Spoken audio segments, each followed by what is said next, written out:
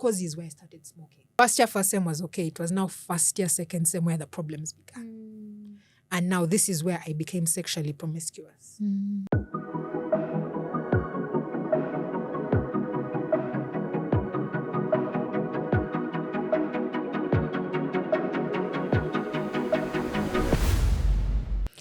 Hi, welcome back to Eden Journey, a place of fellowship, communion, and community. And we are here with part 2 of Rebecca's story. If you haven't watched part 1, please go back. We'll put the link. Yeah. Just pause this one, go back because this one will give context to this particular continuation of the story. So Rebecca, we left it at now you've transferred to a new school and now you've begun to enter another realm. Joanne is so diplomatic. Another realm. Wow.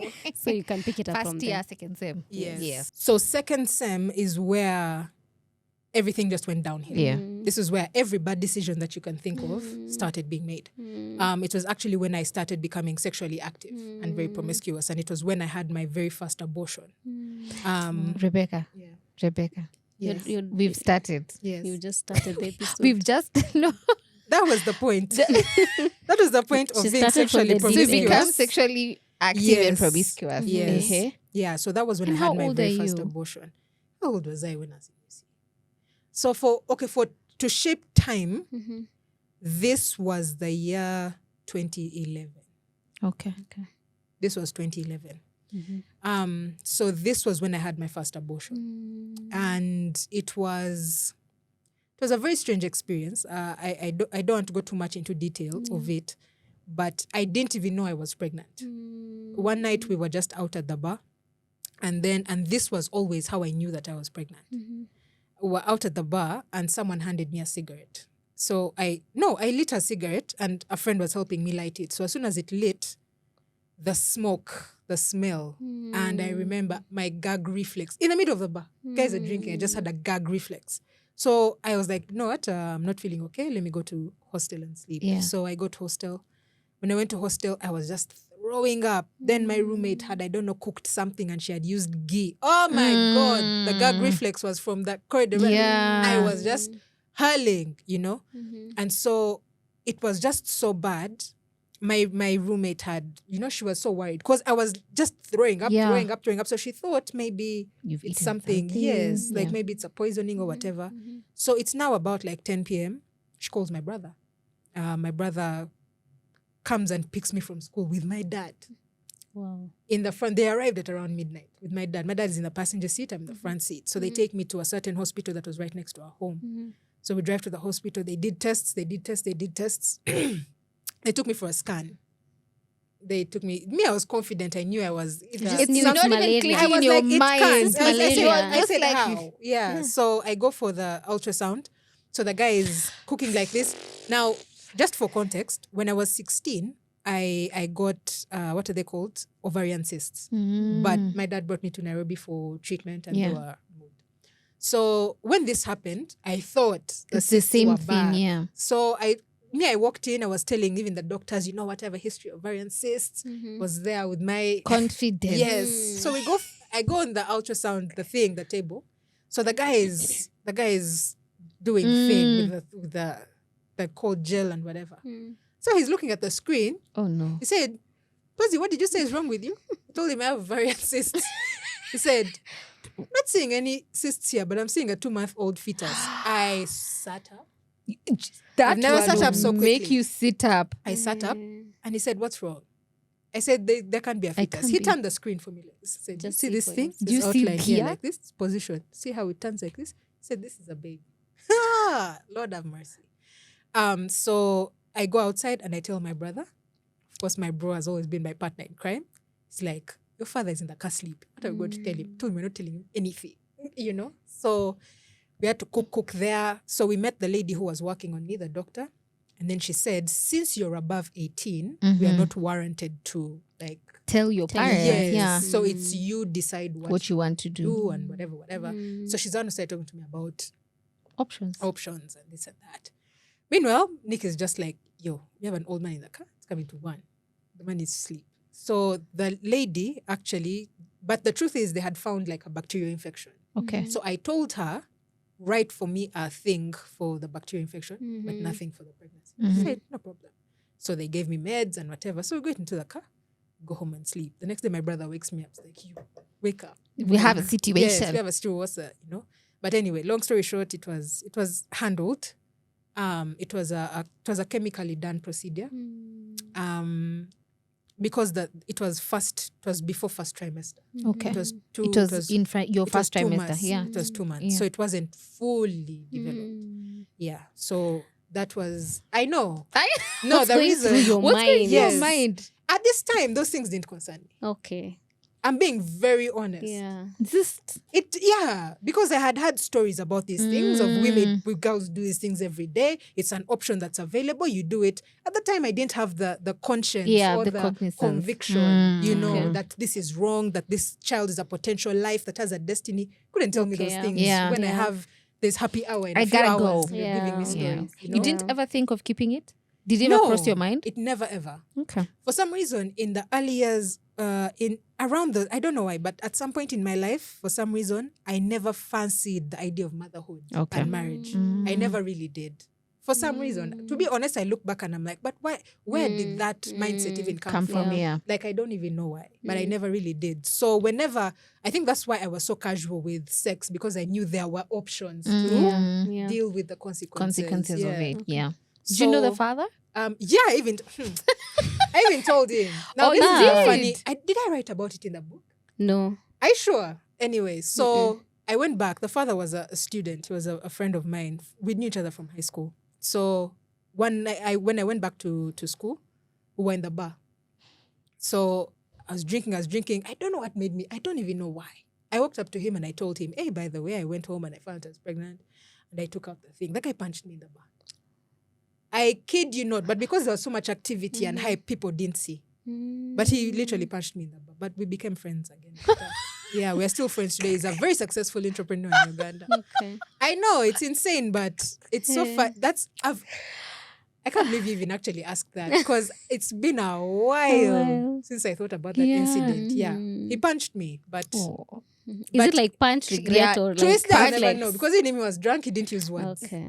Yeah, he didn't have. So we That's never how he was know. expressing The bar was himself. loud. There was Everyone is exactly. He was drunk. He was with his friends. You're coming with your funny news. His friends had flown in from I don't know where. Okay. Samars. You've come with your nonsense. A lot is happening. Yeah. A lot is happening. So anyway, we move on. So basically, I literally failed second sem. Yeah. I didn't qualify for, and the thing about UCU is that it allows you to do retakes, but I think now they allow you to do retakes, by then they didn't. You fail, like you to fail. carry on. You can go to second year if you failed these and carry on. Yeah. So I don't know what exactly happened, but all I know is now I said I'm on second chance. I've failed. They're going to kill me. So I decided, let me just keep quiet. So my dad would give me tuition and I would pay hostel money and then just drink the rest. But for him, he thinks he has a daughter who's studying In school. So I went second year, third year, Now, He's third not year, asking for results? This is the thing. He used to live this side. Yeah, okay. He's So in Nairobi. it was very easy to lie and to manipulate around. That's the truth. I'm not going to say, and I've been to spaces where they say what an unserious parent or what this and this. But this is somebody who's working on this end to ensure that everything at home is taken care of. Yeah.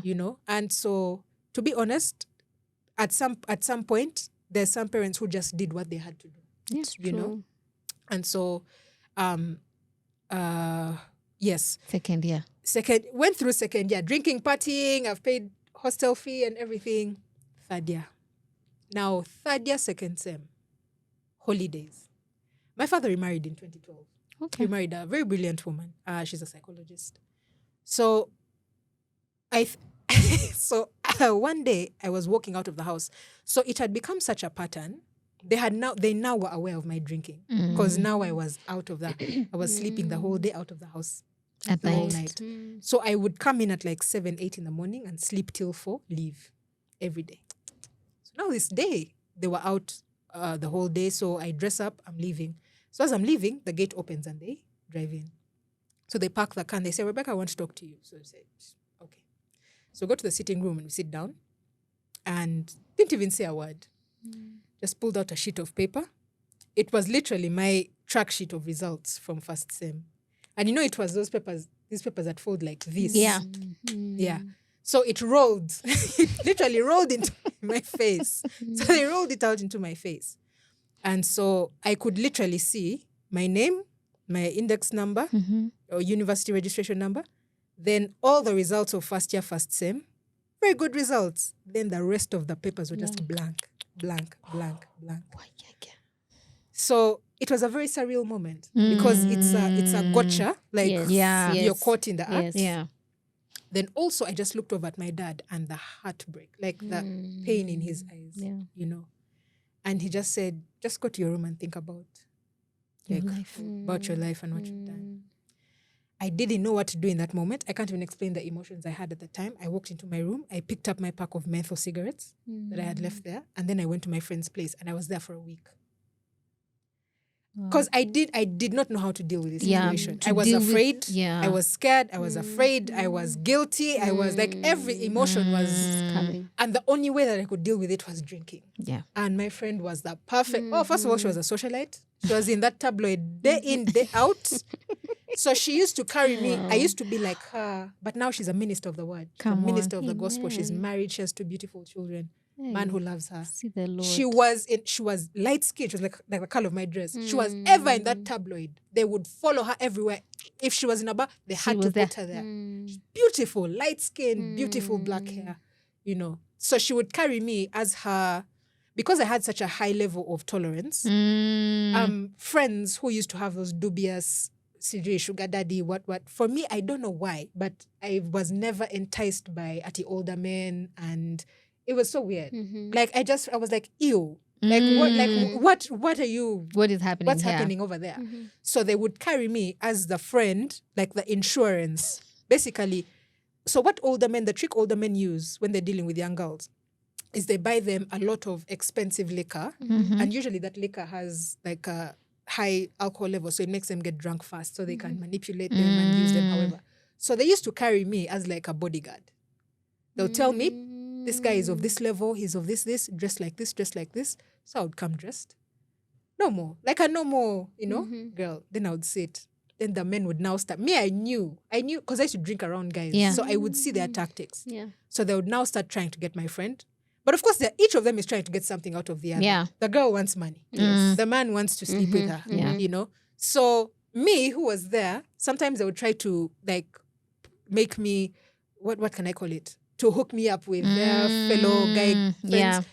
When the guy friends start talking to me, they now start understanding they're talking to a fellow like guy friend. Like they don't, there's no room for, you understand? Yeah. So they would carry me along. And so I used to be that kind of friend for her. And so we would drink, they're buying her bottle after bottle. When she sees that she's getting too drunk, we would have a signal and then she would nudge me that I'm getting too drunk. Then I told her, I'll help you. So I would chug like the rest of the bottle for her.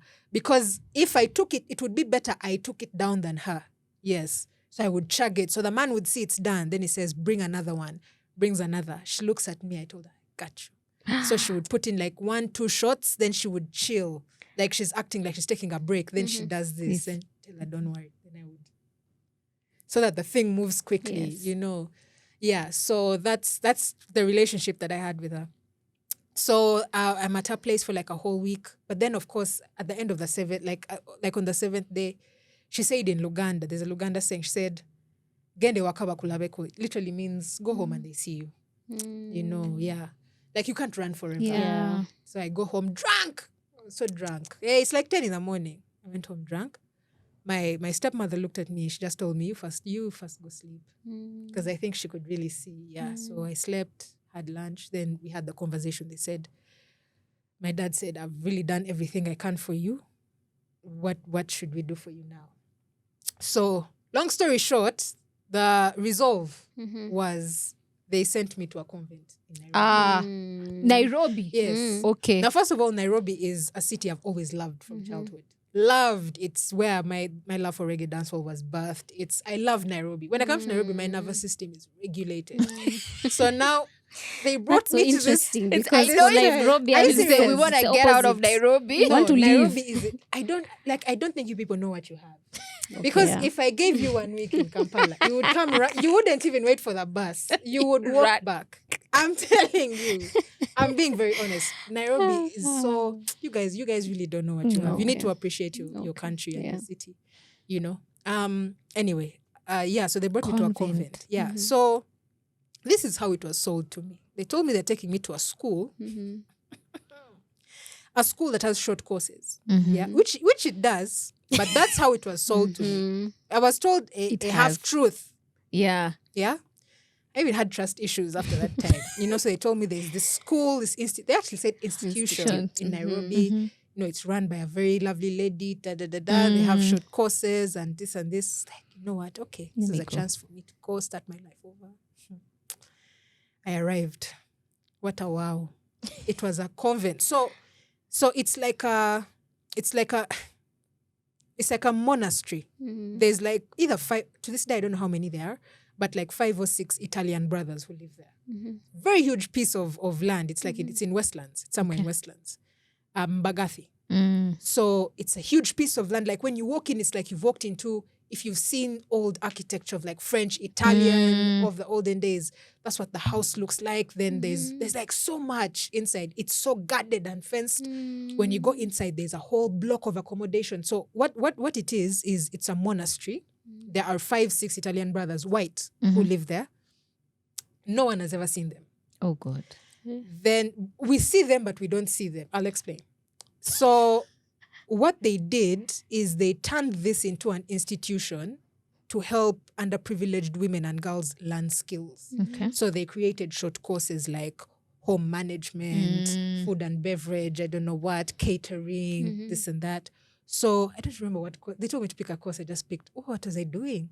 I was doing, I think, catering or something around food, something.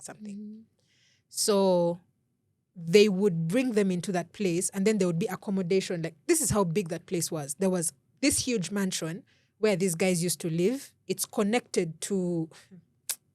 Anyway, man, guys have their money. That's all I can say. Then there was accommodation. Like, there was a block where the women and the girls used to... There were about...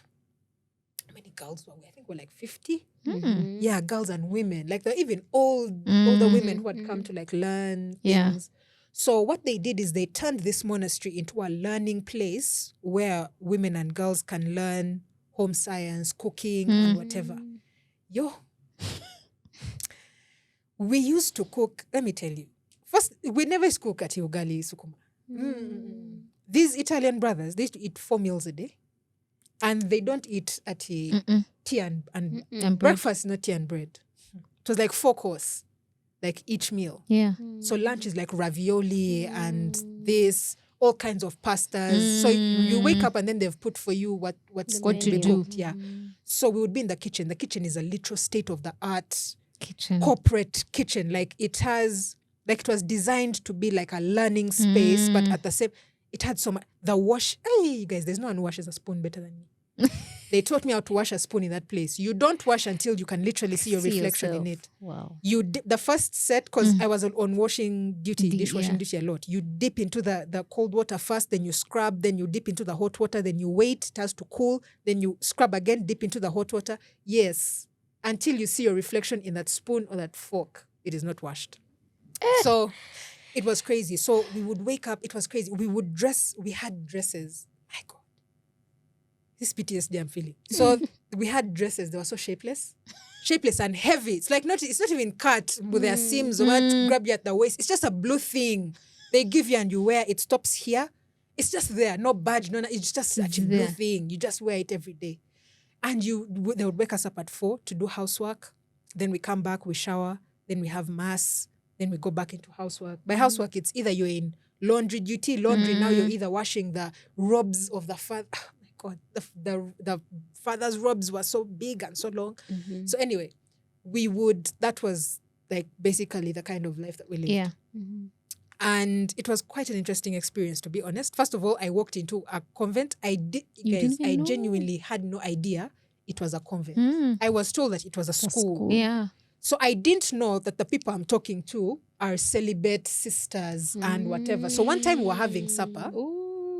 And I just brought up sex casually. I'm not even joking. Who is this? I brought up, and then, I started seeing the women, they were very timid, So in my head, I'm like, what's going on? Until one of the leaders turned and told me, these are celibate sisters and nuns because this is a Catholic institution.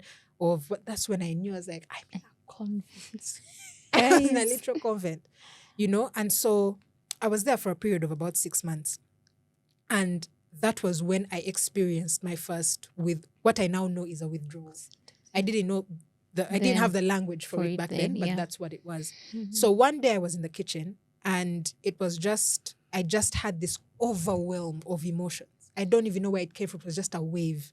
And I just began crying at the thing. And one of the sisters comes and is like, Rebecca, you okay? Please feel free to go to your room and this and that. So I go to my room and I'm there. And I'm just wailing and I'm just crying. I don't even know why I'm crying. And I just cry and I just cry until I fell asleep. All I know is I woke up at like 10 in the night and I sat on my bed. I was like a mafia. I was like this. And I was plotting and I said, I don't know how, but I must get alcohol and cigarettes in this place. Long story short, I got in the cigarettes. Don't ask me how it happened. Don't ask me how it happened. Read the book. They'll read the book. I got the cigarettes in. It was quite hiding them, and because our rooms used to be cleaned every morning, so I used to hide them. Now, I think this one day I left them out. So we're doing housework, and then we just hear someone scream. So we thought like maybe someone, something has happened, someone has slid, someone is screaming. Next thing I know, they sent for me. They told me, Rebecca, the Mother Superior is calling you. Okay. So I got the Mother Superior's office. She told me, hey, sit, please have a seat. Would like to talk. They called my stepmom. So my stepmom used to live in Nairobi. Okay. So they called my stepmom. All I know is they said, this is how they placed it.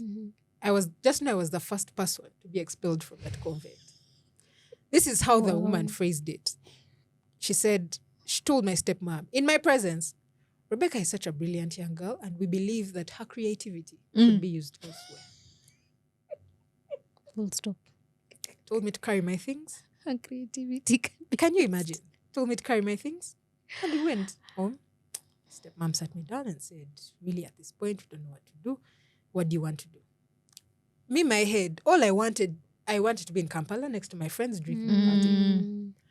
Said, you want to go to Kampala? I said, yes. The next day, Kampala. Bus. Went to Kampala. This was even around my birthday. It was first week of March. I went to Kampala. My God, I went on like a 3-day partying spree. People were so happy to see. Guys were like, che, where have you been? The life of a party is back. Yeah. Entered.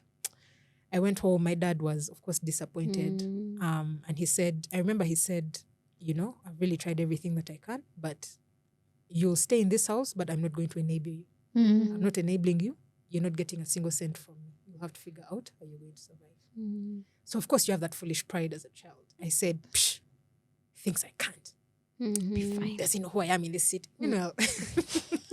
So, somehow, a friend of mine, that was the time when digital marketing, social media marketing had become a thing. For context, this is now the year 2014. Okay. For context. So, beginning of 2014, January, a friend of mine hooks me up with a gig as a copywriter.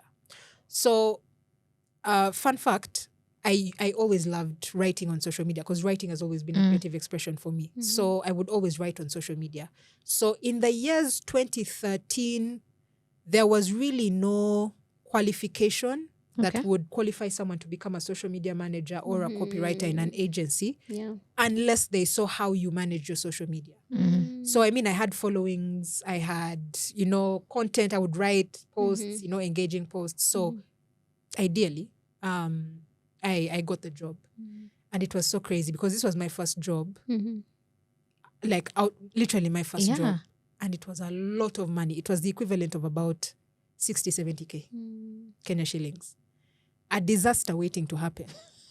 For sure. So everything was okay. First 3 months were good. I was so good at my work. So good at my work. Because you're a brilliant girl. Yes, I was so good at my work. But of course, now when I became comfortable, because now remember, there was so much tension at home. Yeah. Me and my dad would walk through the house and pass ourselves like this without greeting each other. For days, like that.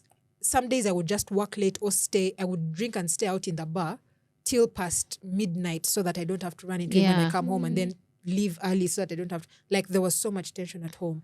So work and the bar became a refuge for me from home. Now, very shortly, the drinking started affecting my work. Clients started complaining. One of them, and they were very high-end clients, by the way. This was one of the most reputable social media agencies in Kampala. It was handling some of the flagship brands of the brewery. It was handling the National Social Security Fund. It was handling a telecom. It was a big agency. And so one of the clients one day complained to my boss and said, you sent us someone for the status meeting who smells like a brewery. Yeah. So my boss is someone who never drinks. She never used to drink, but she was a well-known media personality in the country. So she called me and she said, Rebecca, what's going on? She tried to talk to me about drinking and all this and that. She said, you know what, it's not worth it and all of this, just see how you can manage at least during weekdays so it doesn't conflict with work because you do such good work and whatever. So now that was the first. Then others, I began becoming sloppy with work. I wouldn't hand in some things on time, So the complaints started coming in. So now I felt like it was an attack on me. So now I started feeling everyone in the world hates me. At home, so this was a defense. It would be everyone else drinks. Why is it only me? Why are you only picking on me? Why are you only picking on me? Everyone else drinks. So even at work, it started becoming like an attack and things like that. So long story short, I fired myself from the agency. I had an attack at the agency. I had I think it was a panic attack or an anxiety attack. The same thing that happened, an overwhelm. It happened. And I remember the HR came running. I was crying at my desk and the HR came running. She said, Rebecca, what's wrong? Come to the office. So she takes me to her office. She sits me down and says, what's wrong? I don't know where this lie came from. I told her my father is sick. He's been taken to Arusha for treatment. They need me to be there with him. I don't know where that lie came from. So she said, it's okay, you can go home. But if you still need your job, it's here. Please keep us updated. I said, okay.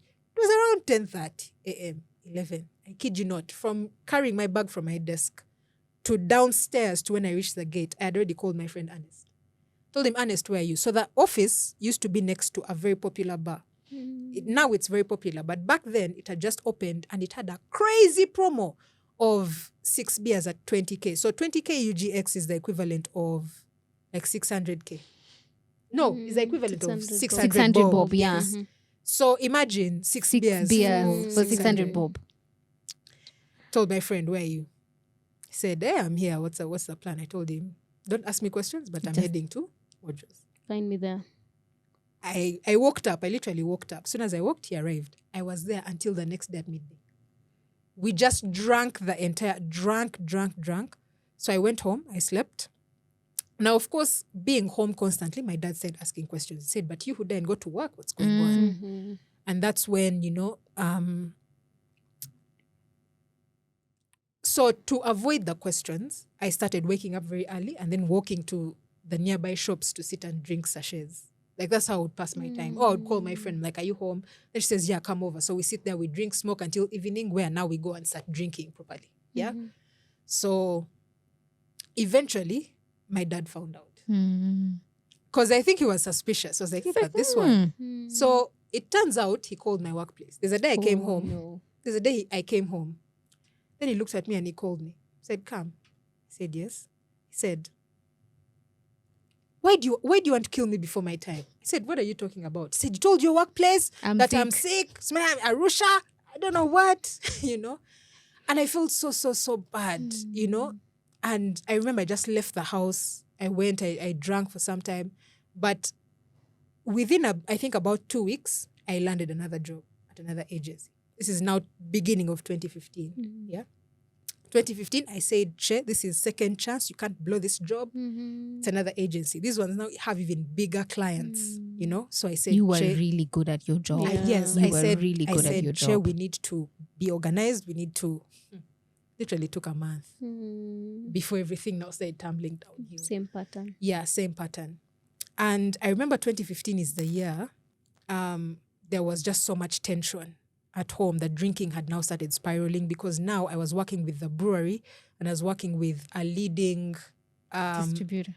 No, FMCG company, which also works hand in hand with the brewery. And so because of my nightlife reputation, they put me in charge of the projects like concerts, events, and all this. Yeah. So I was doing my job, but I was the happiest. You were the best job. Exactly. So, you know, the drinking started affecting my work. So that's when I started killing off relatives. You know. Today it's this one. Today it's at my uncle's in-law from the other side of the family. The other side it's at who. Like there was just new relatives Dying every day. And I remember there was an event that happened at home where I drank so much in the bar, I finished all my money. It was 2 a.m. And so I couldn't get a border to get home. So I called my personal border guy, 2 a.m. I told him, Paulo, where are you? He said, I'm at home. I said, please just do me a favor, come pick me, take me home. I'll pay you in the middle of the week. He said, okay. Came and picked me. We go home. So when we reach home, the padlock was not outside, it was inside. In an African home, we know what that means. It means go back to where you came from. Me, I'm drunk. I'm like, I super joking. I tell now we had an Askari who had worked for us. He's called Samson. He's now late. Samson had worked for our family since before I was born. He was there since the 80s, since before we'd lived in like Entebbe and stuff. So Samson had one problem. Samson was a drunkard. As in a drunk. We used to survive in that home. I think it's angels that used to guard us in that home. Because it wasn't Samson.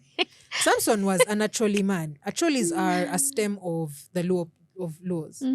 So he only understood Kiswahili and Luo and broken English. So I come home, I knock the gate. So the gate is here and then the Askari's house is here. I knock. So I'm like, Samson is not home. Samson would leave home and go and drink in some random drinking dens and then stagger back home at 3 a.m. He has come to guard us. This was since I was a child, this was Samson. If Samson was home, something had kept him there. Either he had no money or something had kept, but Samson was never home. So this day I called Samson. No one is coming out. He said, okay. So I tell the border guy, what you're going to do? Jump the fence, open for me the thing. Then he said, no problem. Hops off his Your bike. border guy is also very loyal to you. Yeah. No, by the way, let me tell you, you need to have a border guy. You should hear the tales. You should hear the tales of what people have been in with border guys. Let me tell you, if you don't have a loyal border guy, yeah. But anyway, so he jumps the fence. So I could hear him. He was opening. Choo-choo, choo-choo, choo-choo. The next thing I heard, wewe ni nani? So it turns out Samson was inside. There. But I think he had passed out. So now he had the gate. And woke up. Now I'm on this side of the gate. And I'm peeping through. The gate had a very tiny hole. So I'm peeping through. So I tried to tell Samson, Samson couldn't hear me.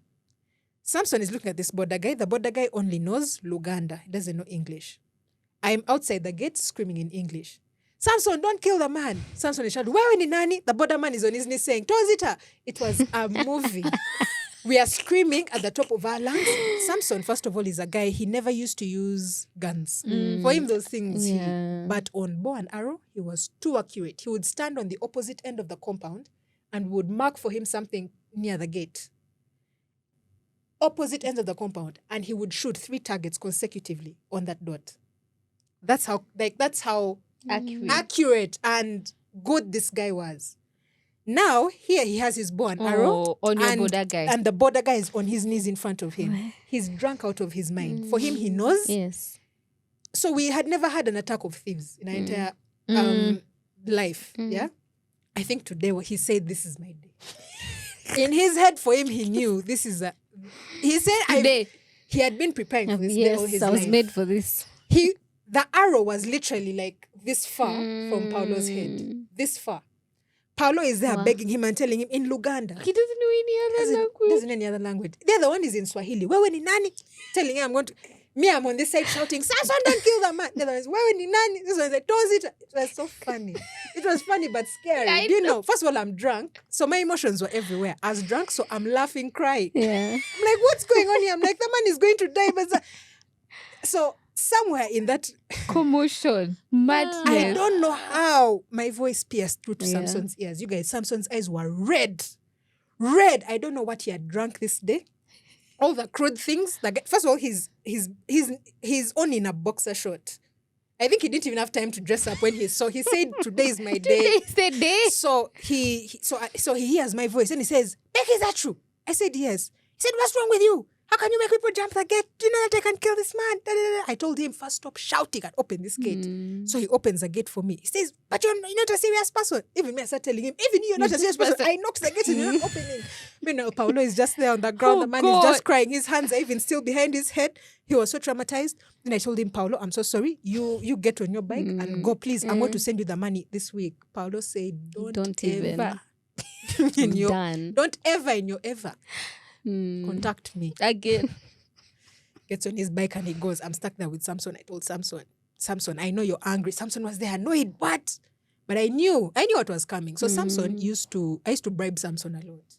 He used to smoke also, but he used to smoke these crude funny cigarettes where you get, I don't know, buy 3 get 1 free. Those weird he used to smoke weird things. Would find the butts in the compound and I'm like, but what kind of cancer is this guy looking for? And so he used to like my menthol cigarettes. They were very expensive, but he liked them. So the only thing I'd left the bar with is my menthol cigarettes. So I told him, listen, I know a lot has happened today, but I just need you to do one thing for me. It's like, I'm not even asking you for a lot in this life. Just one thing. Oh, God. Don't tell Dad. Yeah. Do you understand? I told him, don't tell Dad. He said, what do you have for me? I told him, but this man, even the little cigarette, got the cigarettes. I told him, these are the only things I have. He said, it's okay. You go in the house. Went in the house. I slept. 6:30 a.m. Boom, my door opened. It was my dad. How can you let a man jump the fence and come and... In my head, I said, Samson. In my head, I said, really, like just this once. And it pained me because to reach my dad's room, he had to have passed my bedroom outside. So he sneaked. Like I just imagined the entire thing. He sneaked in his drunkenness. And went to my dad's window and told him. So my dad opens it and he's like, oh, he said so many things.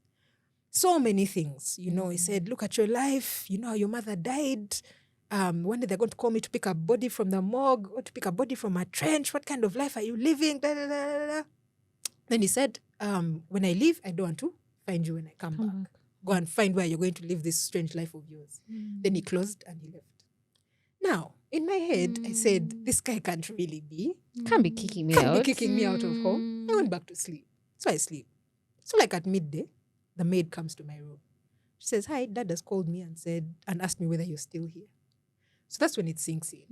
I'm like, so this guy actually is kicking me out of home. So I said, okay. I went, I got my suitcase, a suitcase that I had that I used to travel. I got my small clothes that I had. I think my albums, the photos that I had, my academic papers, birth certificate, and things like that. I packed them. And I left home. Now, because that day was a weekend, it was a Friday. I spent that first weekend, the Saturday and the Sunday. Saturday and the Sunday, I spent them at a certain guest house. I was able to withdraw some money and then spend the night at the guest house, Saturday, Sunday. Then from Monday, I was sleeping in office. I literally was living in my workplace for a month. And of course, it came with its ups and downs. But eventually, I'm like 3 weeks in or coming to the 4th week, the HR comes to me and says, Che, are you sleeping in office? Of course, I had to first. It's like, no. She says, you know we have CCTV. She said, fix it. Otherwise, management is about to find out because the askari is down are complaining. So around that time, a friend of mine who's a DJ, he's now late. He passed in Jan. He's now late. He was a very good DJ. Calls me up and he says, I've gotten a house somewhere. It's 3-bedroomed. I've already gotten the other person who's staying in the other room, but we need a third occupant. Are you in? I said, yeah. Let me know how much money do you need up front, because salary was coming in a few days. How much money do you need up front? So he told me the amount. As soon as salary came, wired him the money. Then he said, hey, come. He actually picked me up from office. We went to the new place. So now I have a roof over my head. But the roof over the head came with, the thing about there are packs that come with knowing DJs in Kampala. Free alcohol, party nights, left, right, and center. So it was like frying pan into the fire. You understand? First of all, he's a DJ. The party is at the band at home. Yes. There's decks, there's Anti one also likes music, so it was just mayhem. So now it started affecting work. I remember 2 or 3 months in, I woke up one morning and I had another, I think it was like an anxiety attack as well. I woke up and I asked myself, like, all these months have passed by and my dad hasn't asked where I am. And it hit me so hard, so hard. I remember I switched off all my phones. I was just drinking. Do you know crude? Do you know these sachets? The sachets of alcohol.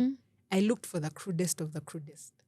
And I would just sit in my room all day and drink and smoke. My phone was off. Just drink and smoke. Because it really hit me. Yeah, your so father's not hard. looking for you. So I remember a friend of mine came to check on me. She came at night, like somewhere in the middle of the week. And I assure you, when she came to my room, I literally was seated in the dark, drinking. Exactly like my mom used to do. Seated in the dark. If you switched on the light, you would just see the floor covered with sachets and with cigarette butts and packs. Just sachets. And I would just be there. And she came and she brought me food. I couldn't even eat the food. I hadn't eaten in days. All I was doing was drinking and smoking. So people started looking for me, because I hadn't told work that, I just disappeared. I'd gone AWOL. So I remember, because now it's X, by then it was Twitter. So Twitter at the time, because I was kind of an influencer of sorts, people started, from work, started asking, guys, if anyone has seen Che, So my housemate sees and he's like, yo, people at work are looking for you, So my supervisor, who was a friend of mine at work, gets in touch with the DJ, who now gets the phone and gives it to me. Yeah. Says, yo, what's going on? If you have any issues, the boss wants to talk to you and stuff like that. So, of course, I knew what they wanted to tell me. Yeah, so I went on Friday. I met up with the boss. The boss is actually Kenyan. He's one of the greatest people the Ugandan advertising scene has ever seen to this day. And he's such an amazing person, very caring, very nurturing. And so, he comes up to me and he's like, Rebecca, you're one of the best that we have. Yeah. Like, what exactly is going on? If you need help, you can go find the help that you need. Your job is still here. I told him, okay, let me just go and sort things out. I left them because I had company property with me. So I think they were panicking. They thought maybe I had sold their things or whatever. No, I came, I gave them the phone, I gave him the camera, I gave him the laptop. Then I left and that was the last time they saw me. I literally fired myself again from that job, yeah. And I remember I just sat home. And remember, with no salary, can't pay rent. So now things became tense between me and my friend because he's like, what's going on? You need to pay rent, And so things became really tight with us. And around July, in July, he got up. I'd gone 4 months with arrears. Then that's, he came up to me one day and he said, Che, you know what? Forget even the arrears. Just get your stuff and leave.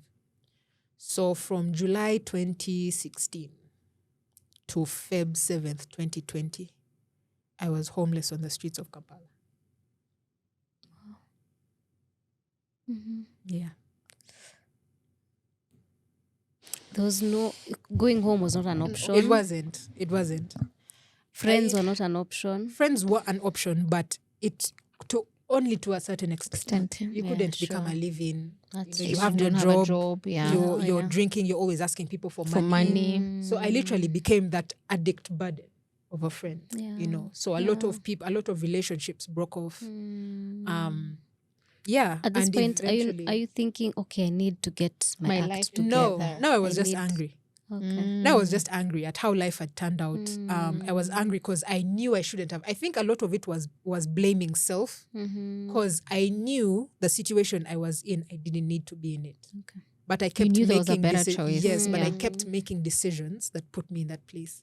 So there was a lot of self-condemnation. Yeah. And the drinking, like every time it came, I drank like times 100. Because you don't want to feel Yes. it anymore. And I always say there's people who, you have to be careful when you're dealing with people who have substance use disorders, because there is no template, or there is no one thing that causes people to drink, right? So I'll give you an example of me. I started drinking innocently because Yeah. I was exposed to it. I loved the feeling of it. And then eventually I started drinking to deal with the consequences of the drinking. Okay. So it it's becomes a a vicious cycle. yeah. Yes. Yeah. So it's very important when you're dealing with people with substance use disorders to diagnose the root and what's still fueling. Because there are people who started drinking, and even that very thing that made them start drinking is not even in the picture anymore. But now there's a kind of management system that makes their mind still run to alcohol or drugs or whatever activity or substance it is of choice.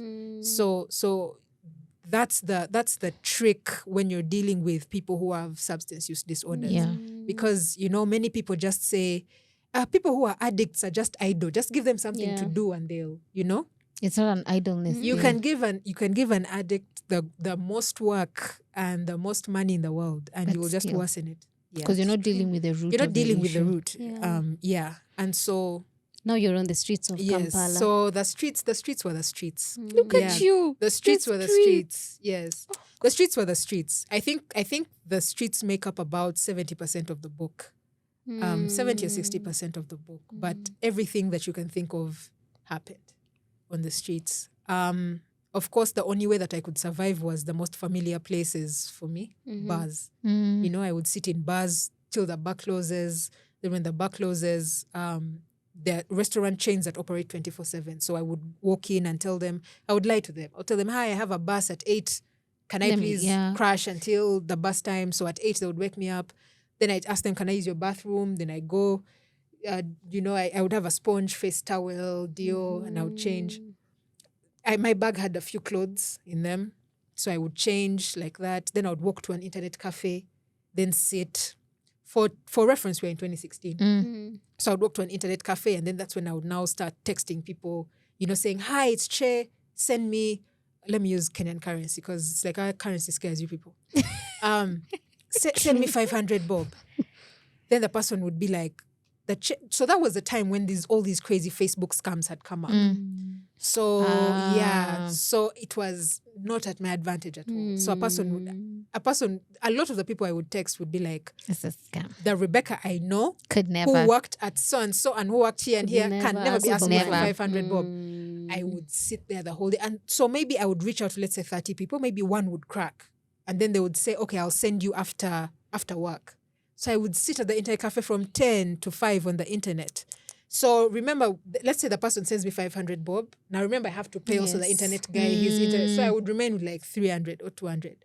That 300, 200, on that budget, there's no food. I would walk to, because I was always centralized. I knew my points. There was always walking distance to the next beer belt. Strategy. Yes. So I would factor in there, okay, so this 100 bob is like 4 sachets that will take me here. I can buy some good cigarettes of, let's say, this amount of money, and then I would operate from there. All I needed to do was just to get to my next destination. There I would find people who I know, and then, We'll be okay. Then eventually, I started surviving by DJing, because now I said, why don't I, put the DJing to use? So I would walk up to bars and say, can I DJ in exchange? And Ugandan bars don't like paying DJs. So they would pay you in like 4 beers and a plate of chips. Me, that was okay. You're good. It was fine. okay. Because the thing is, being a female DJ would always mesmerize people. It mesmerizes people. And then a female DJ who's constantly drinking, but she's not getting drunk. I don't know why that thing fascinates men, like women who don't get drunk. It fascinates. It's like a monster with 2 heads. Like a girl who doesn't get drunk. And that's how I would survive in bars. Let's say I would be in a certain beer belt and I don't have, enough money to like move, or I'm intoxicated, I would sit in one place. And let's say, of course, men have come to the bar, they think the women are whores and whatever. Me, I'm there with my glasses and I'm on my phone next to the socket, browsing. So men would get curious. So some men would, this is a culture in Uganda. Like there are men who just come to drink, and then there's a lot of ubuntu in bars in Uganda. It's not good to walk in a bar and you see someone not drinking and you don't buy them something. Okay. So I would sit in a bar. So a gentleman would, let's say it's a place I'm not used to. So I would sit there. A gentleman would sit. Him is enjoying his drink there. Yeah. Maybe he's watching soccer or whatever. He'd call the waitress and say, take care of her. Just whatever she wants. I'll pay the bill next time. So the lady would come to me and she's like, hi, the gentleman has said whatever you want, whether it's drinks or food or whatever. And he won't even say a word to me. Like, he didn't even say a word to me. Just got up and he left. I've never seen that guy again. But every time he would find me in the bar, he would just buy me alcohol and food. Wow. Like, I would never have to ask. So that became like, let's say, one of my places. Like, whenever I was on the move, it was a recuperating place. So that's how I would survive, sitting in bars, DJing. But of course, it came with accelerated drinking. Yes. And because you're a woman, you can't afford to pass out on the streets. Yeah.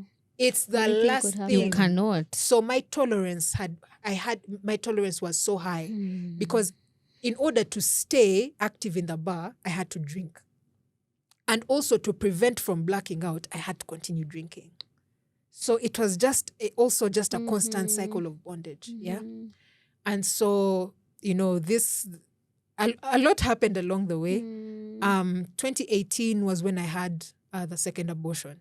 Now, the second abortion is the one I talk about the most because it was the most harrowing. I remember I found out I was pregnant the day after my birthday. So the night of my birthday, I played music. Guys bought me shots, whatever.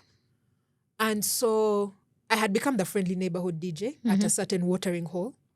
And the owner of this place, but it was a dingy, like what you guys call local. It was a local. Okay. But now it was a local that had loyal patrons. There was a community built around it. It had sensible people. Yeah. It had lawyers. It had... These are where you go to chill after work. Yeah, exactly. Yeah. But guys would come chill after work and leave the next day at 7.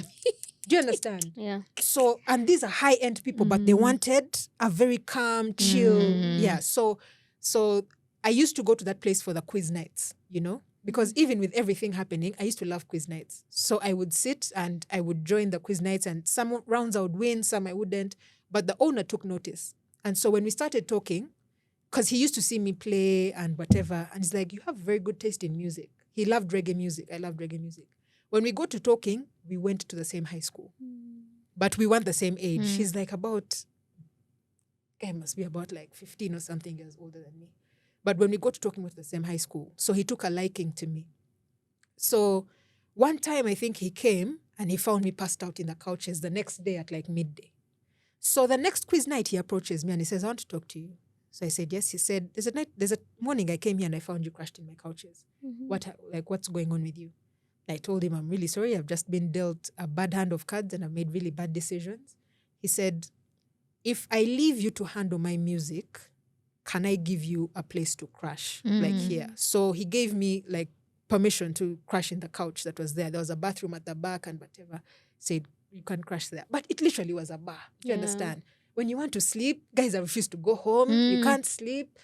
So that's really just what it was. Even with being given that place to sleep, I still wanted to wander and to drink and party and all of this.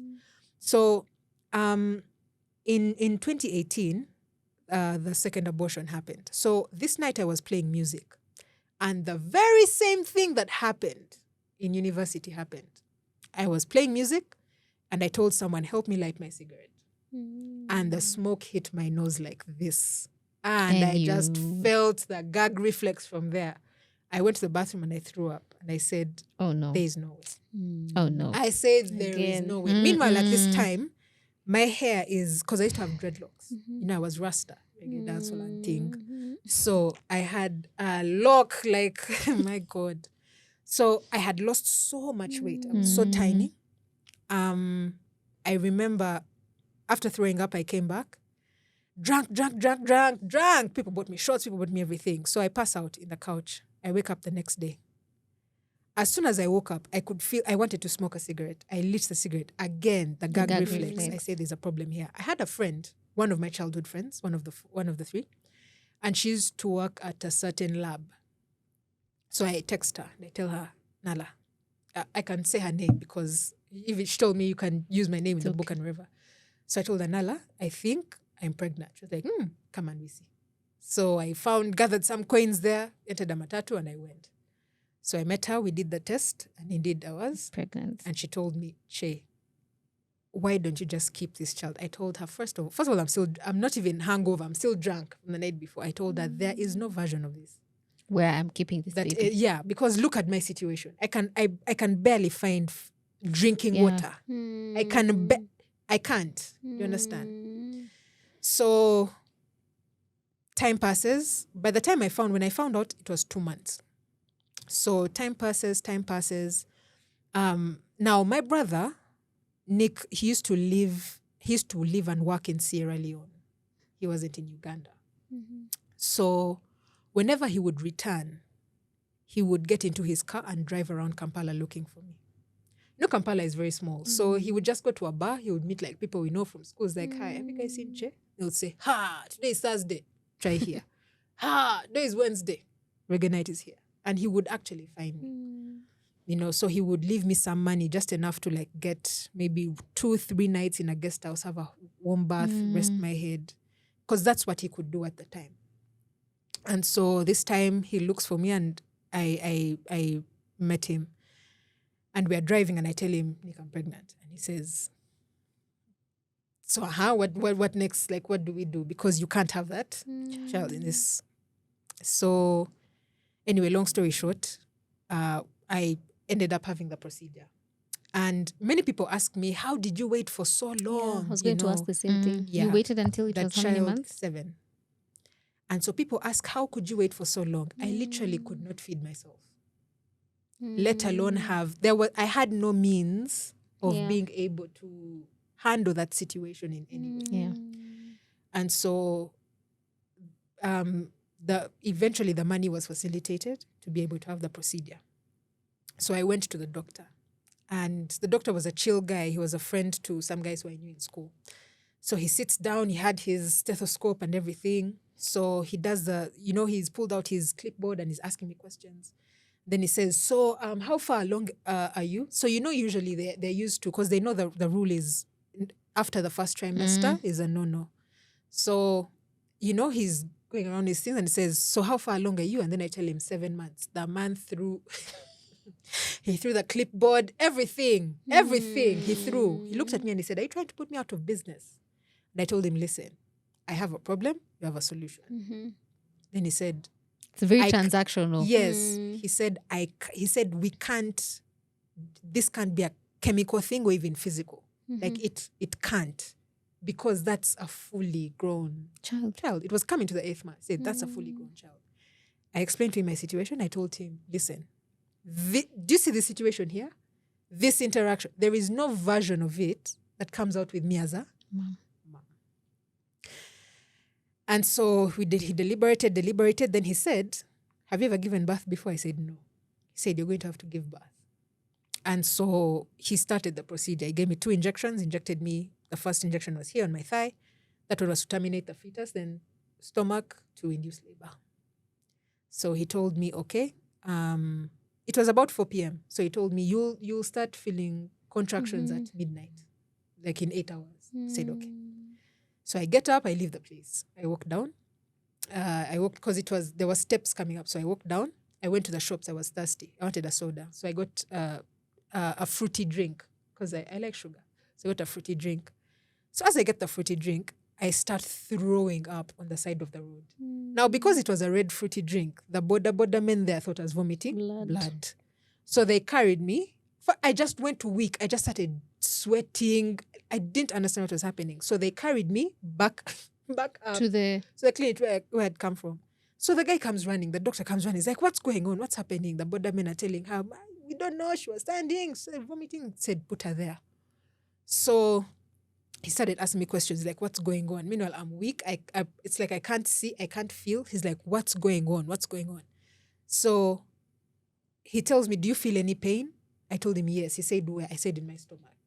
He said, I've never seen this before. He said, you're having contractions right now. Like, how is that even possible? Anyway, he told me, find someone you can call right now to transport you and take you home. Okay, he doesn't want to do it in the... Yeah. So he's given you the meds? Yes. Ship out? Yes. Go. So I call a friend of mine. Her boyfriend used to live in the area and she was at her boyfriend's place. So I call her. I'm like, hey, I'm at this and this clinic. Please come and pick me. So she gets me. She puts me in the back seat. The doctor told me what to do. Even told the friend, on the way to where she's going, buy her this, buy her this, buy her this. So we go. The whole time I'm in the back seat rolling like a fish. The pain was so much. Meanwhile, this is just the beginning contraction. And which is why I look back and I'm like, I really respect, when I keep telling people, when you see a woman whooping her child, remove yourself from that equation. Because you don't know. Contractions are painful. So at this particular time, there's a friend of mine who I met in my DJing. She's a lady. So she used to have like white boyfriends and stuff like that. So she had a very tiny bed sitter. Somewhere in some weird place. She had a very tiny bed sitter. So she told me, you can be staying here for like a few weeks. My boyfriend is in town. She had her white boyfriends who would fly in. So she was living at some expensive hotel. She was like, so this place is free what? So that's where now this friend who I called was driving me to. So I get home. My friend helps me set up. She's like, I can't stay for the whole night. But she sat with me for about 2 hours.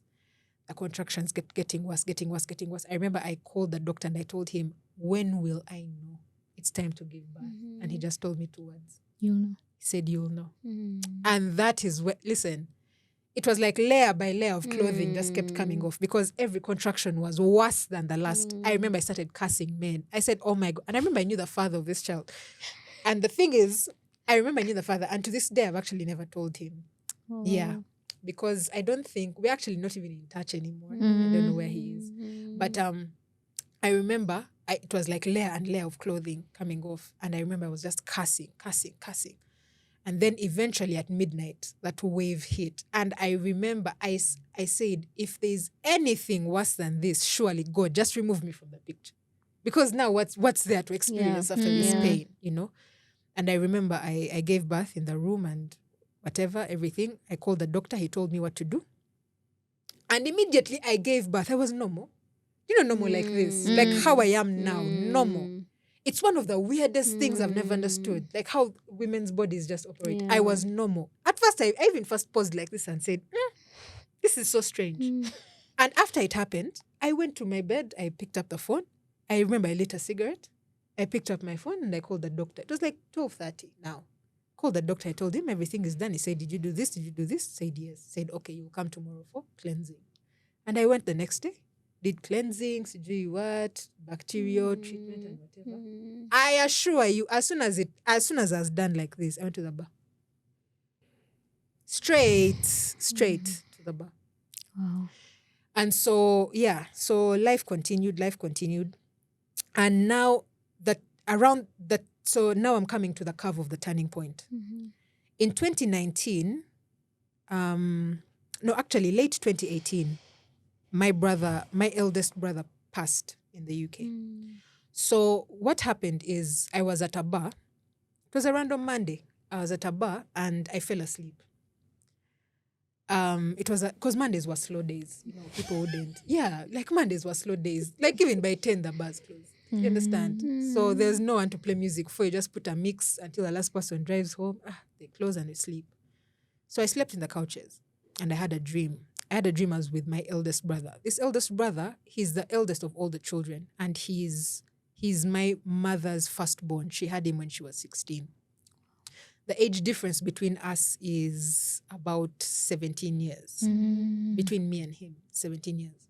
So we weren't really close. He left Uganda when I was like 3 or 2. Do you understand? So we've never had that bond. Yeah.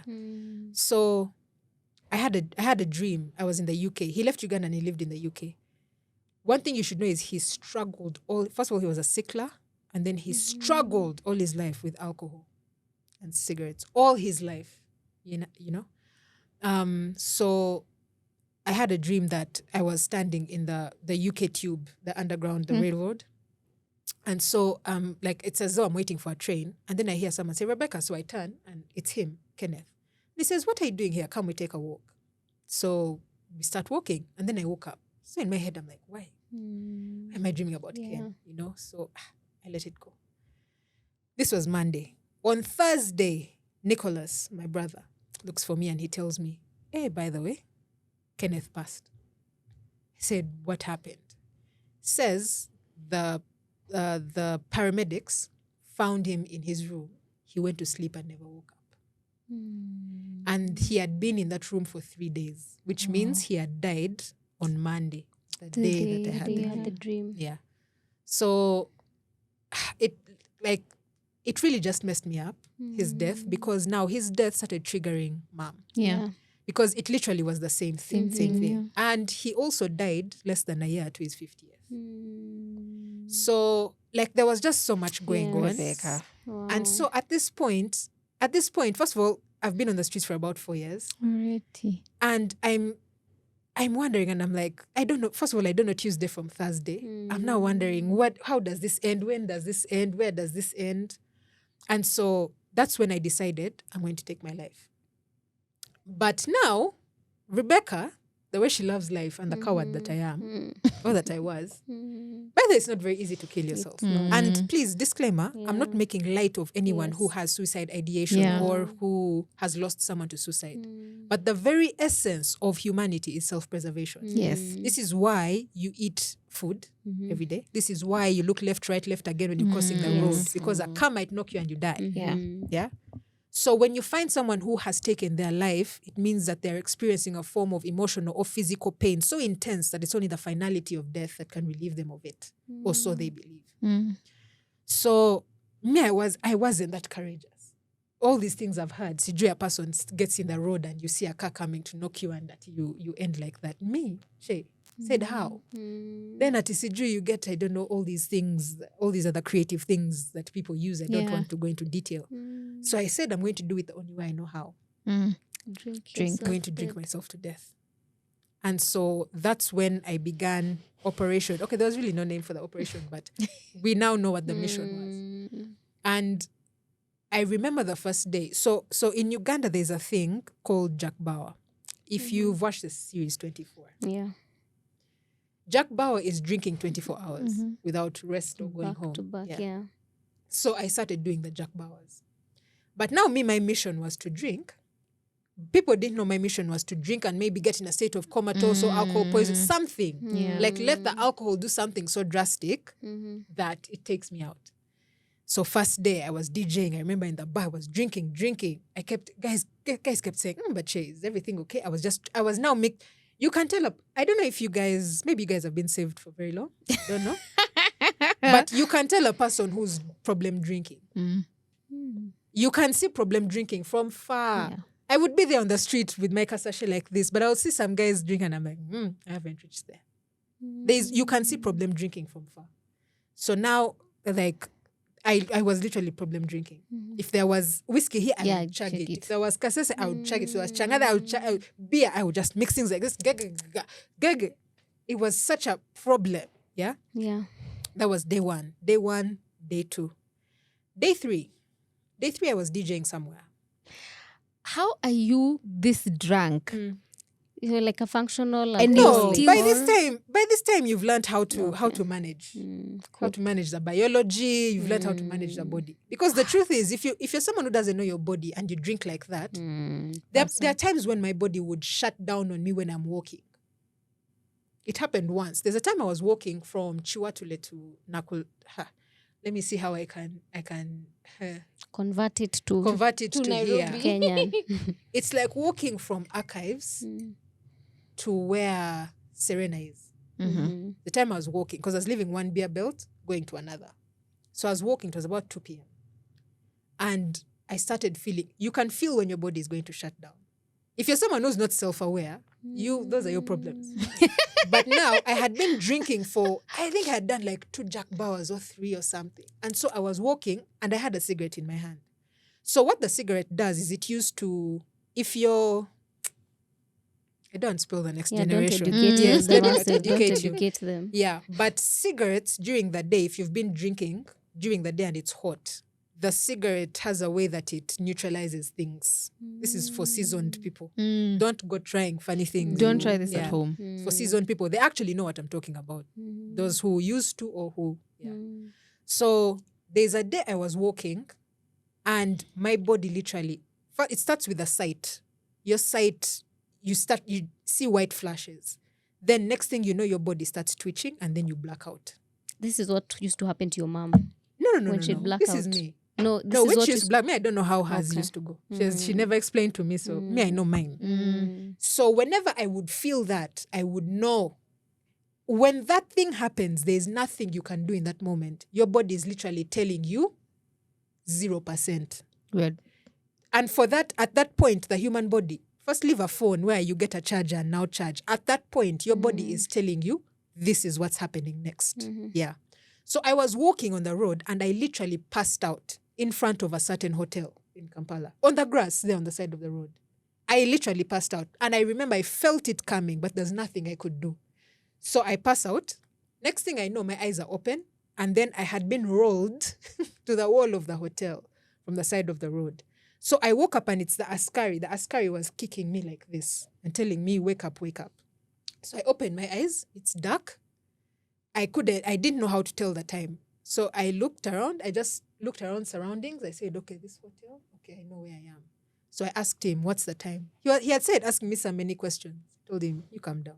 What's the time? What's the time? Said 8 p.m. Said, okay. And I remember I was able to stand up.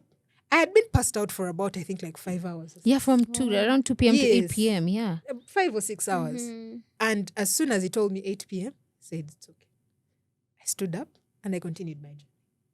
But if you don't know your body, you can actually mishandle that situation and do something terrible to yourself. Anyway, back to where I was. So on day 3 of these Jack Bowers, I was DJing somewhere. Now, you see the thing about Kampala has a very liberal drinking culture. The reason as to why the party culture is so, it's because you can drink at any time. There's no legislation, there's no governance. It's just there. So there are bars that operate like normal bars. You open, people drink, you close at 6 or 5 for the ones who really, Then now there are those bars that close the whole night and open at 6. So the people who are still at the other venues, who are kicked out and want to party, they connect to these ones. So there's a bar like that I used to DJ at. And it would always get packed, whether it's Monday, whether it's Tuesday, whether it's... There are people, for them, they have no jobs, but for them, they drink. They're there constantly. So day 3, I was DJing at this place in the morning. It was in the night. DJing. And so a gentleman approaches me and he tells me, hi, I really like the way you DJ. I'm opening a certain bar here and here. I'd like you to be part of the opening acts. I said, no problem. It's day 3. Drunk out of my mind. So I tell him, I'll be here, 7 p.m., come pick me up. He says, okay. 7 p.m., he comes. We go. Properly. We go. Zoo. I'm drunk. Zoo. We go to the place. As soon as we enter, we sit down, and I think he could see it on my face. Because he looked at me and he said, would you like to eat something? Or I told him no. Child. I told him, bring me my mzinga. Now, at that time, everyone knew. By the way, I was drinking mzinga. I was drinking mzinga or like quarters or halves. Do you understand? Yeah. And I never used to drink beer. Beer, I left it in the early stages. That one, we chased it. Yeah. So now I was crude. I was actually drinking much more than my mom was in a day. Yeah. And my tolerance was much, much higher. Yeah. So we get to the place. They bring me my mzinga and I just start chugging. My starting time, my set was starting at 9 p.m. So 9 p.m. comes, they come and call me, tell me, hey, it's not 9 p.m., around 8, because they have to give you time to preset and set up. So time comes, I go to the DJ booth. And so I was literally just about to start playing. The last thing I remember was just seeing the setup. The last thing I remember was the screen, the monitor, and the decks. That's the last thing I remember. Next thing, I open my eyes and I'm in a very white room. White.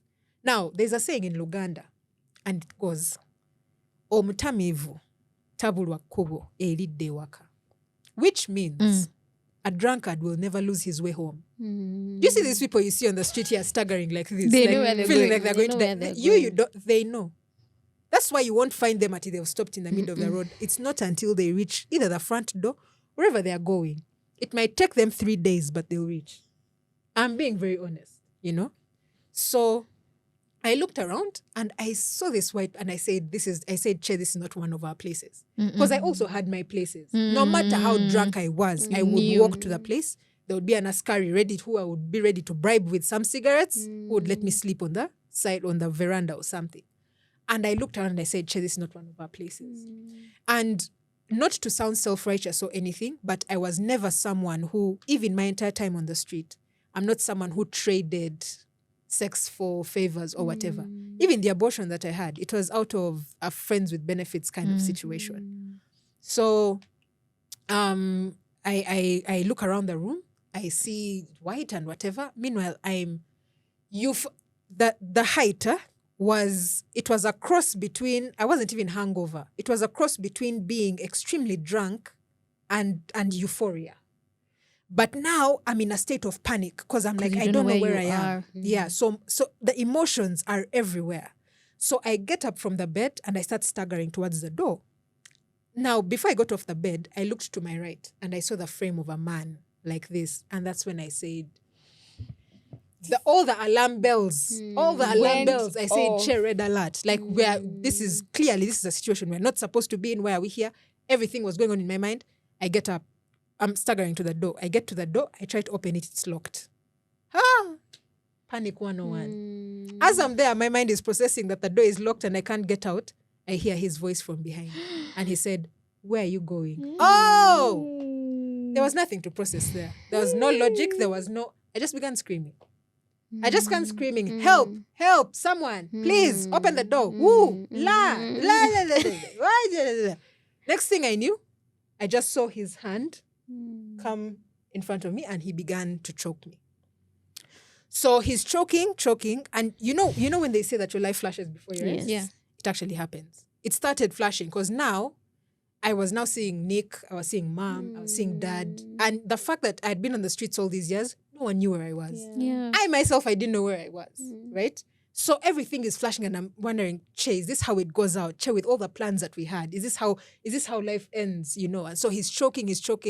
And so that white thing, it's like a white, I don't know how to explain it. It's like an abyss, but now it's just white. So I was literally losing consciousness.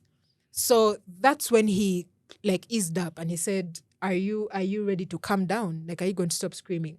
Now, I couldn't talk because he had squeezed my neck so much. So I just nodded. So he guided me back onto the bed and he said, do you even want to know how you ended up here? And I said, yes. So he starts narrating to me what happened the night before. So he told me that after I passed out, the bartenders carried me onto the sofa. There's a sofa that was there. Him and his friends, he made it known to me he's a military man. If you know Uganda, you know these are normal things. So he's a military man, and his friends were seated on the table next to the sofa. And so they're drinking. So me, I was just passed out there the whole night. Passed out. So later on in the night, one of his friends calls the bartenders and somehow negotiates with them, and the bartenders sold me to his friend for the equivalent of 600 bob. Can you imagine the equivalent of? And so these guys continued drinking, but now they got so drunk. His friend who had made the bid got so drunk. They helped him. They got him an Uber. He left. So this man took pity on me. So he carried me and he took me with him. But when we got home, he said this in passing. I don't know if he was serious or he wasn't. He said this in passing. He said, when we got home, I felt like, me, I'm someone, I don't make losses. That why don't I have my way? So he wanted to, he tried to have his way with me. But as he found out I was in my period. And so I looked at him crazy. I was like, then he said, go and check yourself. I gathered all my energy in my head, and I wasn't holding the wall like this. I went and I checked and I was in my period. I've never been so happy to see my period in my height. Okay. I went back to the room and that gentleman told me, he said, why, looking at you and seeing even the way you speak, you're not supposed to. You're not supposed to, because that place is known for like whores and very low level people. What are you doing in such a place? Do you understand? He said, the person that you went with, a lot of girls who go with military men disappear. Yes. You know, this is how you've heard of stories of like whores, quote, prostitutes who disappear. That's how it happens. He says these people use you, and then sometimes it turns out the whores start asking for more money or becoming problematic, and the guy just strangles you. You know. So he says, this is such a dangerous life that you're living. You know, you need to get yourself together. In all this time, my mind is racing. I don't know what's what. I'm panicking. I'm drunk, but I'm trying to get sober, but nothing is making sense. First of all, I'm even in all his calm words and kindness, my body was just not feeling safe in that moment. Yeah. So I'm intoxicated and my nervous system is like this. And I told him, sir, please, there's a lot. A lot has happened, but kindly just give me some transport. I'll just get a boda and leave, please. I won't disturb you and whatever. He said, I want you to calm down, but also I need you to think about your life. You understand? You don't deserve to be living like this. So he gave me money. He gave me a 50K note. 50K is in Kenya shillings, like 1,500. So it's like the biggest note we have. Give me a 50K. He folded it in my hands. He said, go take care of yourself. Go get yourself together. It's 7 a.m. My God. I told him, thank you. I didn't even want to look at him. I told him, thank you. I staggered to the door. I opened the door. I started moving. You guys, I looked around the place. I did not know this place. And even when I got to the main road, I started asking myself, how did you even reach here? You know? So we go, and then a boda is passing. Right now it's like now 8 in the morning. A boda, the first boda that stopped, I told him, take me to the bar that opens in the morning. Because I'm sure they were looking for me and they didn't know where I was. So I go to the bar. I couldn't even tell anyone what happened. Yeah. I just told them, bring my mzinga. Like, there was nothing I could be in that moment. I told just bring the mzinga. I just played, because those were the two therapies for me. Mzinga and music. And I drank and I partied. At 3 p.m., some friends were seated in the bar. At this point, guys, my level of height is undescribable. I wasn't here. That's all I can tell you. I wasn't on earth. So I played music. I don't even know how I was playing music while drunk like that at the same time. Proper people. And guys told me, Che, you were playing music properly. So my friends come and they say, hey, Che, there's a party. Plus also, I had been playing for about 8 hours. No, not 8. 8 is too far. Let's say it's 3 p.m. About 9 for like 6 hours. I've been playing 6 hours. So I really wanted to let someone else play. So we are now on what? Day 4. So some friends come and they're like, Che, there's a house party down the road. So there's an athlete, really good athlete in Uganda. He's a basketball player. So what he had done is he had turned his apartment at the top into a makeshift bar. So he had put fridges, these fridges that open like this. He put fridges, then he put pallets down. Basically a place where you can chill and drink until acceptable hours to party. Wow. Yeah, when I tell you Uganda has a very serious alcohol problem. I thought Nairobi had I know, me too. No. I'm just saying Nairobi looks like we're okay. No. This is next level. Nairobi has problems. Uganda needs This is deliverance. next level. I'm being very honest. When it comes to alcohol and party, This is next level. Uganda is unmatched. Yeah? What? And first even live on this uptown, upscale, because that's what we see. When you when you enter. what I saw on the street down in the dingy, in the ghettos there, what I saw, uptown people are not even drinking. Funny thing, I see what you mean, because there was a time I was in Uganda around 2018 and we had just arrived we took a bus from Nairobi to Uganda. It's around 12 to going to our hotel. And I remember seeing, like now the kiosks there's in the estates, I see someone making chapati. Now I see someone in a salon. I see a bar open. So I'm like, at 12, why are we making chapati at 12? where shops open at 12 in Kampala. To sustain the life. So now this makes sense. Yes, economy. It's a whole economy. It sustains itself. Yes. So they tell me, hey, house party down the road. I said, okay. I grabbed my glass. It was a literal plastic glass. So I have my alcohol. We walk. Meanwhile, I'm walking, but to be honest, I don't know how. At this point, I had not fallen. I think I was just on autopilot.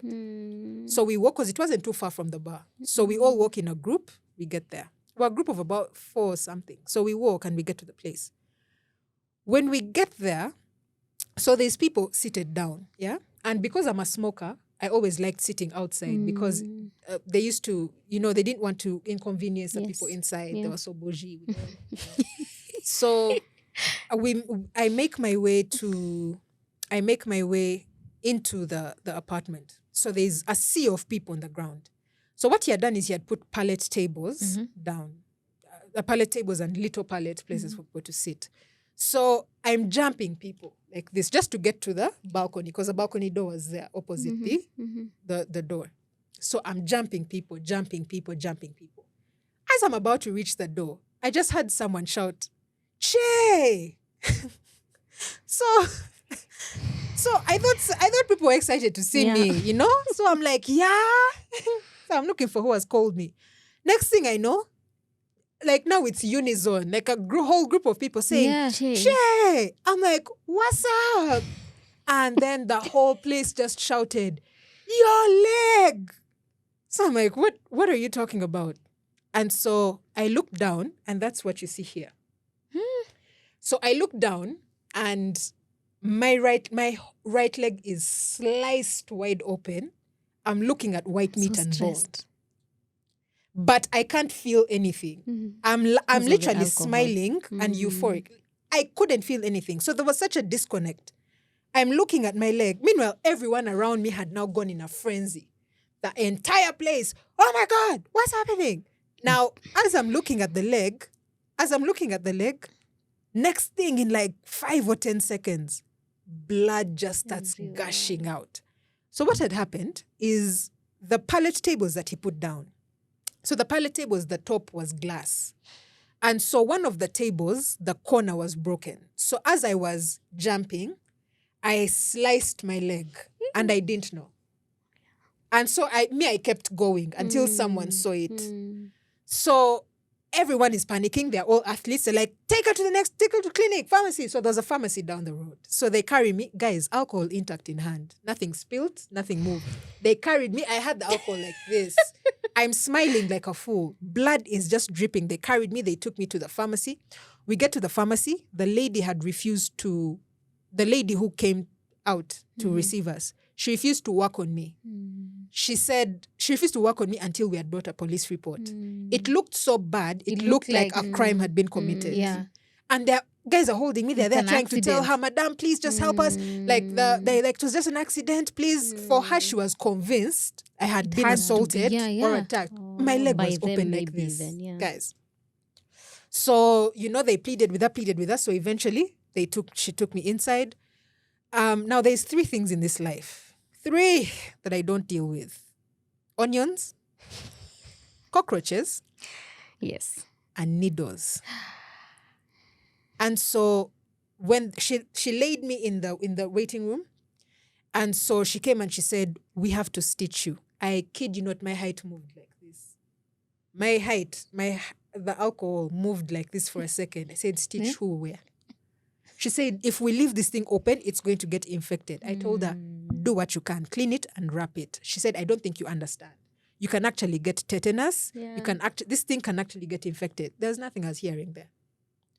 There's nothing. I told her, "Please clean this thing." And she had even brought the things to stitch.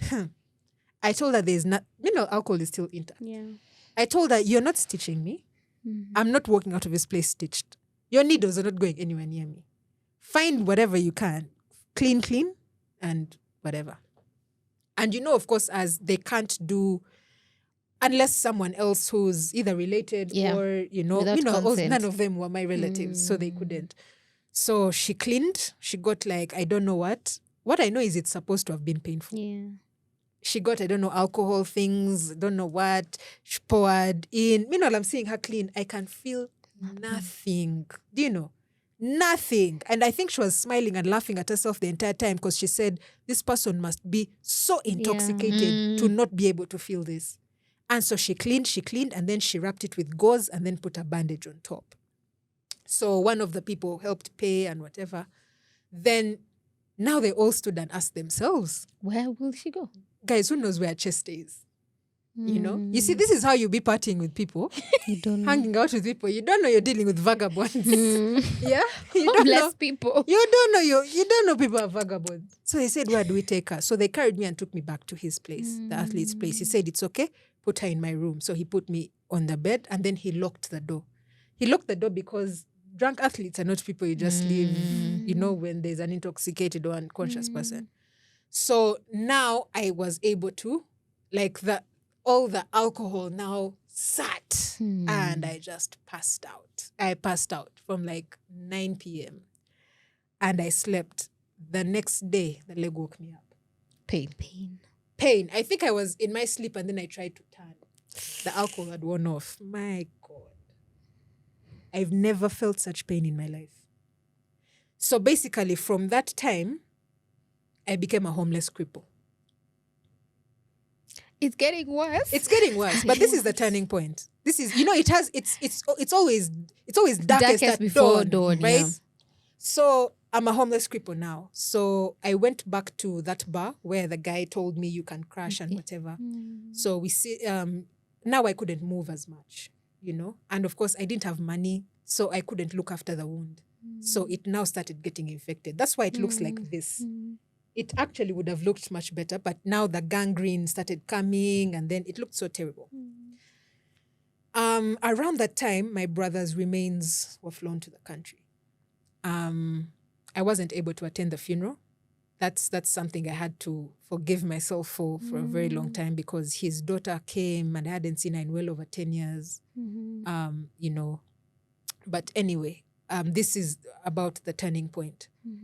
Now, in Feb of 2020, the Uganda National Roads Authority was constructing a road in the neighborhood where my mother was buried.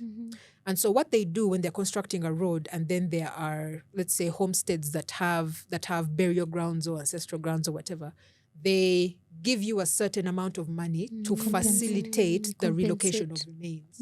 For whichever family is on the road, they have to. So that money is given to you and then it's split among the children of the family. So the money came in, but no one knew where I was. So relatives by this time I think they even forgot there was someone in the family called Rebecca at this point. Like people had washed their hands and they didn't even know where I was. They didn't know if I was alive, what I was up to. So when the money came in, they shifted my portion to my brother Nick. So when the money came, Nick got in his car. And he started driving, looking for me. And he found me. He said, listen, there's some money for you that has come in. It has come from mom's this and this and this. But I'm not giving you the money.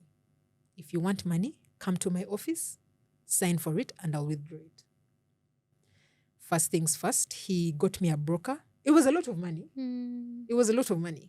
And so he got me a broker. We got in a car. We looked for a house. He got me a small bed-sitter. On the outskirts of Kampala.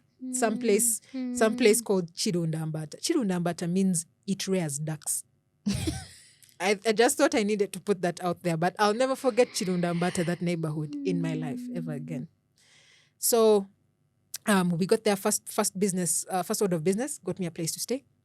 Next order of business, he told me, fix up your life, like get your CV in order, bought me some clothes. But remember, the money is still there. I'm still drinking and partying. Yeah. So this is now Feb, yeah? Now March is coming. March is Women's Month. DJ Mad Michelle had become a selling, had become hot. I had like 4 gigs. Before the month of March came, I had like 4 gigs. So I went to studio, did some good photos, you know. I was ready for Women's Month. You know, I set up the social media pages, I set up the YouTube channel, my mixes were everywhere. So even like no more CV, but there was such a gap between 2016 and 2020. But my brother said, just we'll see who we'll talk to. So I started getting callbacks from really good companies, Then March comes. March is going well. Then 21st of March, His Excellency Yoweri Kaguta Museveni announces a lockdown. COVID. And that began my rehabilitation process with God. It was in that very tiny room that I was able to not just get sober, but get saved and free. My goodness. Do we say part 3? I wish we could. Just let's take a break and come back.